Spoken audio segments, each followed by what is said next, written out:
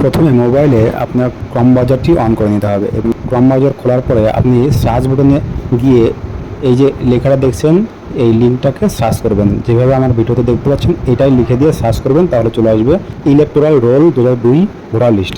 এইটাতে ক্লিক করলে chief electoral officer West Bengal যে ওয়েবসাইটটি আছে এখানে দেখতে পারবেন যে আমাদের রাজ্যের যে কটি জেলা 2002 সালে ছিল সেই 2002 সালের সবকটি জেলা এখানে দেখাবে।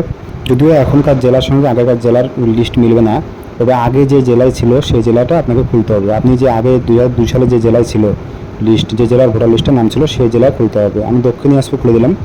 জেলার যে কয়েকটি বিধানসভা কেন্দ্র আছে সেইগুলোকে দেখাবে, যদিও আগে যদি কম থাকে তো সেই কম সংখ্যক বিধানসভা কেন্দ্র দেখাবে। আমাদের দক্ষিণ দিনাজপুরের আগে ছিল 5টি বিধানসভা কেন্দ্র, তো 5টি দেখাবে।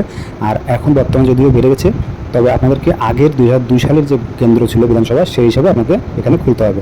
আমি এখানে কুশমন্ডি বিধানসভা কেন্দ্রে ক্লিক করলাম। বিধানসভা কেন্দ্রে ক্লিক করার সাথে সাথে দেখতে পারবেন আপনার যে তোমাদের সংসদের নামগুলি সেগুলো দেখবে। আপনার বিধানসভা কেন্দ্রের যে সংসদগুলির নাম সেগুলি এই লিস্টে পাবেন। যতগুলি সংসদের নাম ছিল 2002 সালে ততগুলি সংসদের নাম এখানে থাকবে। যদি কোনোদিন কোনো সংসদ এখন বর্তমানে ভেঙে যায় আর 2002 সালে আগে কোন সংসদে ছিল সেটা দেখে আপনাকে এখানে ফাইনাল রোলে ক্লিক করতে হবে।